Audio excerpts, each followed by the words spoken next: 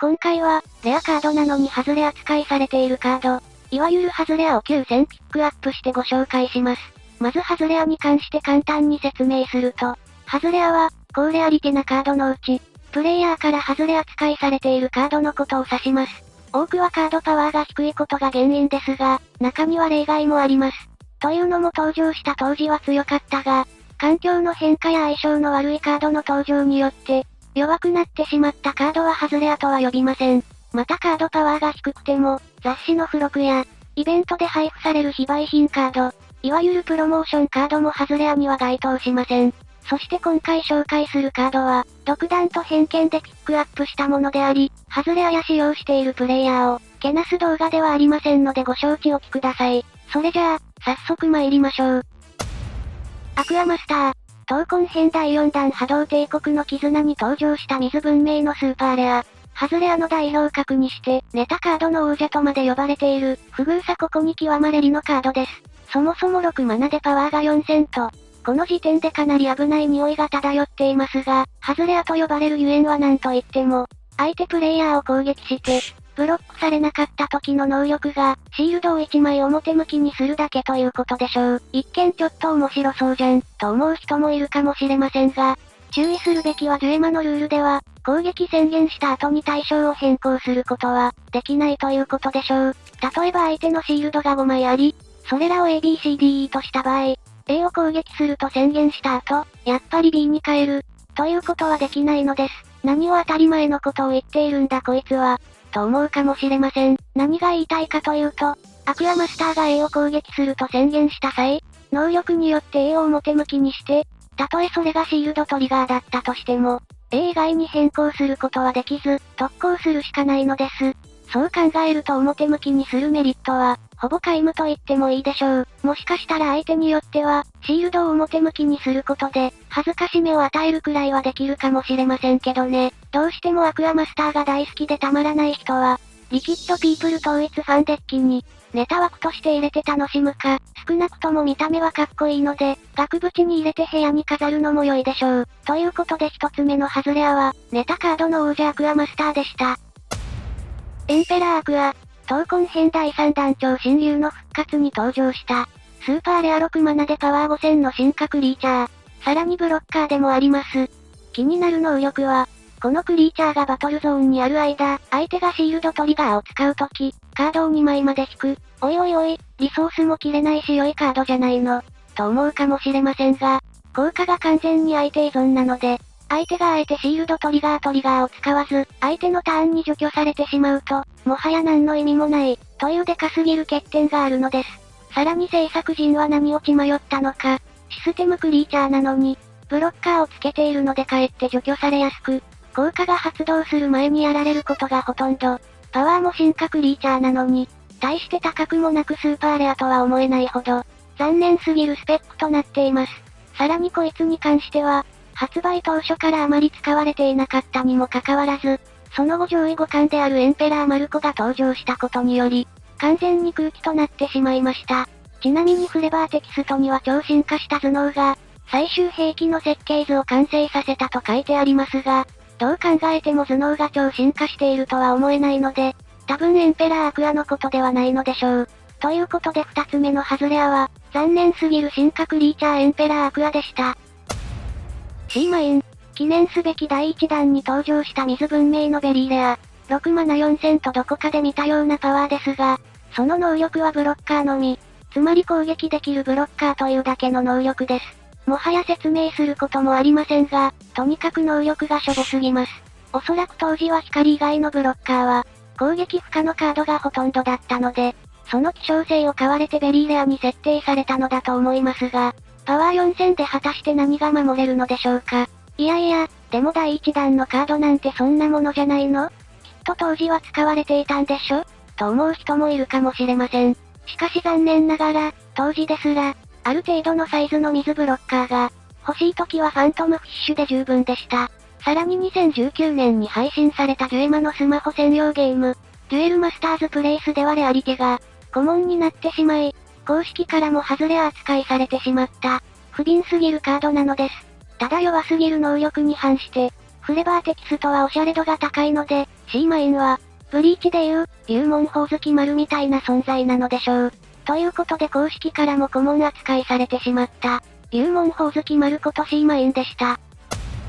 応援チューリップ。第4弾闇騎士団の逆襲で登場した自然文明のベリーレア。5マナ4000で能力が、このクリーチャーがバトルゾーンにある間、バトルゾーンにあるすべてのエンジェルコマンドは、パワーアタッカー4000を得る。と、さっきまでのカードがあまりに弱すぎたせいで、一見便利そうに見えますよね。しかし残念ながらこいつもハズレアと言えるでしょう。まずこのカードもそうですが、大体のハズレアはパワーが低すぎます。そして肝心の能力も、もともと強いエンジェルコマンドを、中途半端に強化するだけなので、まず使われることがありません。さらに言うと応援チューリップは、カオキックワイバーンと対になっているのですが、なぜかレアリティが上がっているにもかかわらず、ダブルブレイカーを付加させることが、できなくなっています。このような、あまりの謎っぷりに多くのプレイヤーが、ポルナレフ状態になったとかなっていないとか、ただ、見ているだけで心が休まる美麗なイラストと、冷え切った現代人には、温かすぎるフレバーテキストを楽しめます。そのため、社会に揉まれて目が死んでしまったプレイヤーは、先ほどのアクアマスターと並べて額縁に入れて飾ると良いでしょう。ということで、現代人の心を癒すハズレア、応援チューリップでした。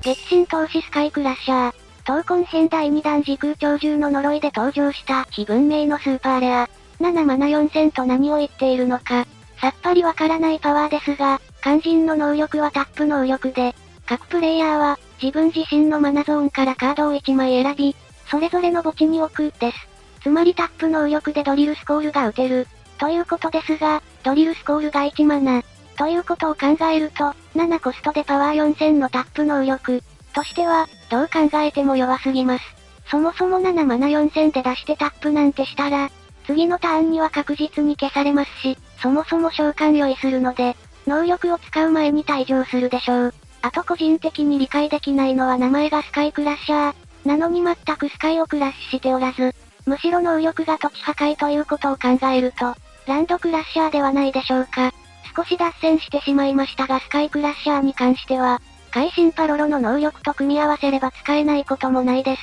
ちなみにイラストレーターによると、手に持っている剣は、それぞれ霊気の剣と炎の剣とのこと。スカイクラッシャーも見た目が良いので額縁行きでしょう。ということでランドクラッシャーならぬ、スカイクラッシャーでした。水星の精霊リムエル。第4弾闇騎士団の逆襲で登場した。光文明のスーパーレア8マナ6000のダブルブレイカー。その能力はこのクリーチャーがバトルゾーンに出た時、このクリーチャーが攻撃する時、自分のマナゾーンにあるタップされていない光のカード1枚につき、バトルゾーンにある相手のクリーチャーを、1体選んでタップしても良いという能力です。このクリーチャーを自分の墓地から手札に戻すという能力です。この能力に関して、察しのいい視聴者さんは気づいたかもしれません。というのも、そもそも召喚する時点で、8マナ使っているのにマナが余るわけがありませんよね。こいつに関しては効果を使ったことがある人自体、かなり少ないのではないでしょうか。またこのカードがハズレアと言われるゆえんは、能力だけでなく登場したタイミングも関係しています。というのも、リムエルが登場した同時期に、精霊王アルカディアスが人気を博しており、かなりインパクトのあるカードとして大注目されていました。そのためリムエルはスーパーレアでありながらも、そもそも認知されておらず、能力以前にあまり知られていなかった、不遇なハズレアなのです。ただ登場からしばらくして緊急最短などの、コスト踏み倒しカードが登場したので、当時と比べたら、使いやすくなりましたね。そういうことで、微妙すぎる効果を持った水星の精霊リムエルでした。カオスフィッシュ。第3弾挑戦士で登場した水文明のスーパーレア。7マナ戦と嘘みたいなパワーをしていますが、これだけパワーが低いということは、とんでもない能力を持っているんでしょ、と思う人もいるでしょう。そのとんでもない能力はバトルゾーンにある、自分の他の水クリーチャー1体につきプラス1000と、攻撃するときに他の水クリーチャー1体につき1ドローできる、の2つです。つまり場に水クリーチャーが他に5体いて、やっと7マナ6000弱すぎます。名前の通りプレイヤーの脳みそを混沌に導いてくれるでしょう。あとシンプルに見た目が気持ち悪いので、子供にも嫌われる始末。こいつ主体のデッキを作るには何よりも愛情が大切になる。ハズレアカードカオスフィッシュでした。メテオドラゴン。第1弾に登場した炎文明のスーパーレア。776,000ダブルブレイカーでパワーアタッカー4000。という初期カードらしくシンプルな能力。7マナで1万超えは、さっきの魚と比べると、より強そうに見えますが大前提として、デュエルマスターズにおいてパワーアタッカー、という効果が弱すぎるのでそれを考えると残念ながら、ハズレアと言えるでしょう。また、よくネタにされがちな暗黒騎士ザガーンにすら負ける上、あっちの方がコストも1低いのでやっぱり弱いですね。さらに、その後上位互換のカードが何枚も登場したことで、より使われなくなってしまったメテオドラゴン。ただイラストは超かっこよい上、フレバーテキストも、中二心をくすぐるかっこよすぎる内容となっているので、かなり人気は高いカードとなっています。ということでかっこよすぎるハズレア、メテオドラゴンでした。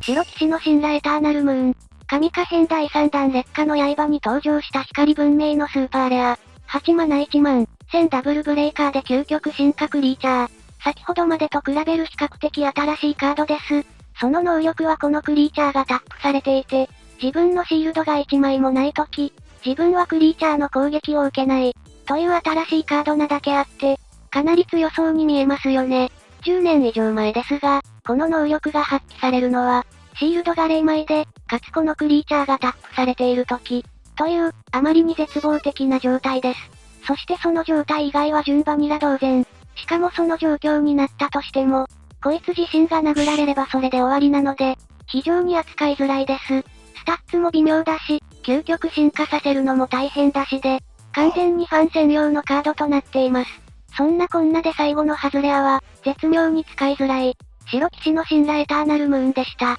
今回の動画ではハズレア9000を紹介しましたが、いかがでしたでしょうか。見事にハズレアばかりだったねという人や、こいつが入っていない、やり直し、と思う人もいるかと思います。よかったら視聴者さんが思うハズレアも気になるので、コメントお待ちしております。ここまでご視聴いただきありがとうございました。よかったら、チャンネル登録や高評価で応援よろしくお願いします。